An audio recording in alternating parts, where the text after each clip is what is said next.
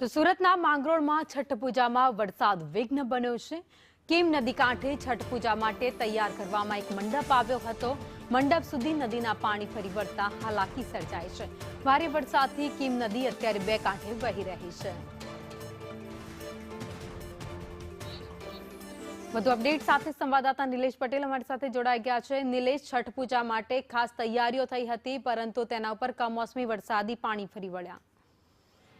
ચોક્કસથી ભવિની કીમ નદીમાં ઉપરવાસમાં જે વરસાદ છે, કમોસમી વરસાદને કારણે કીમ નદીમાં પાણીની આવક થઈ છે અને હાલ છઠ પૂજાનો તહેવાર છે, ત્યારે સમગ્ર દેશમાં છઠ પૂજાની આસ્થાપૂર્વક ઉજવણી કરવામાં આવી છે। ત્યારે માંગરોળ જે મોટા બોરસરા છે, એ મોટા બોરસરા છઠ પૂજાની તૈયારી કરવામાં આવી હતી અને મંડપ બનાવાયો હતો અને મંડપમાં કીમ નદીના પાણી ઘૂસી જતા છઠ પૂજા પણ અટકી પડી છે। અને ખાસ કરીને જો વાત કરવામાં છેલ્લા 2 દિવસથી જે રીતે સુરત જિલ્લામાં વરસાદ છે, વરસાદને કારણે ખેડૂતો પણ હાલ હાલત કફોડી જોવા મળી છે। ખાસ કરીને જે ડાંગરનો જે પાક છે, ડાંગરના પાકમાં ભારે નુકસાનની ભીતિ સેવાઈ રહી છે। જી, આભાર માહિતી માટે।